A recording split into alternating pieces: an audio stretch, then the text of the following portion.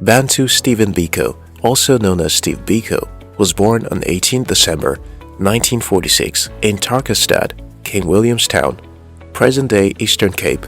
Biko's mother, Alice, was hired by white households as a domestic help before getting a job as a cook at Grey Hospital, King Williamstown. Because of her status as a black woman in an apartheid-saturated country, Alice had to work under strenuous working conditions as a child. Biko was a first-hand witness to his mother's hardship, and that drove him towards activism from a tender age. He started his primary school at St. Andrew's Primary School, Ginsberg, and finished up at Charles Morgan Higher Primary School, also in Ginsberg. An exceptionally clever child, he skipped 1 year of primary school to gain admission into the Forbes Grant Secondary School in 1963. After 1 year at the Forbes, his community at Ginsberg provided him with a monetary grant to study at Lovedale, a reputable boarding school in Alice, in present-day Eastern Cape. His younger brother was already a student there. Unfortunately, within 3 months of Biko's arrival, he and his brother, Kaya, were arrested on the allegation that his brother was associated with POCO, an affiliate of the banned Pan-Africanist Congress, PAC. Even though no clear connection between him and his brother's activities was established, the incident led to Biko's expulsion from Lovedale. As a result of that, his defiance towards constituted authority became more prominent.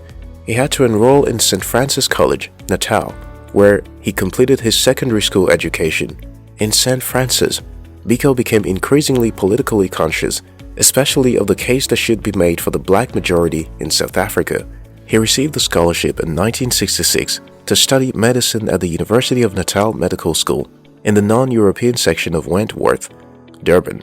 During the period of his university admission, there were massive political revolutionary activities undertaken by students in South Africa's tertiary institutions.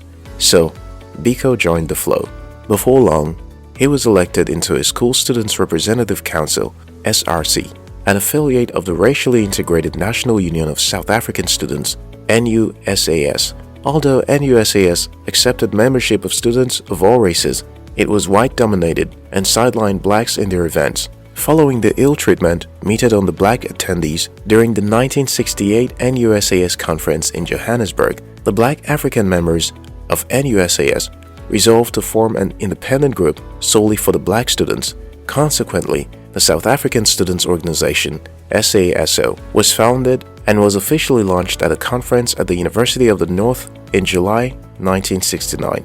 Biko played a prominent role in the formation of the group, whose fundamental policy focused on encouraging black students to participate in various cultural, academic, and extracurricular activities. He was unanimously elected SOS's first president.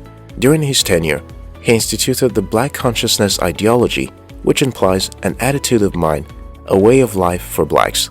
To this day, Steve Biko is highly regarded as the anti-apartheid activist who began the liberation from apartheid for black South Africans from their minds and how they perceive themselves, urging them through his intelligent writings and meaningful campaigns to shun white domination and to see the beauty in their blackness. Granted that we can't have everything we want, there are the basic necessities which, morally and legally, we deserve.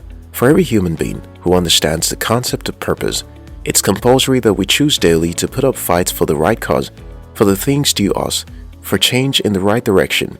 Andrew Coe said, "If there is anything you're not happy with in your life, it can be changed. It might take time, patience, and hard work, but it can be done." Never believe anyone who tells you that you are incapable of effecting change in any system you belong to, whether social, political, or economical. With persistence and reasonable arguments, it can be done. Someone anonymously opined, "If you want something you've never had, then you've got to do something you've never done." It takes courage to stand out, to defend an unpopular opinion, but if that's what it takes to win, keep standing without backing out. Elizabeth Warren added, "What I've learned is that real change is very hard, but I've also learned that change is possible if you fight for it. It might involve blood and sacrifice of sweats, but if you keep pushing hard, the victory might just be by the corner."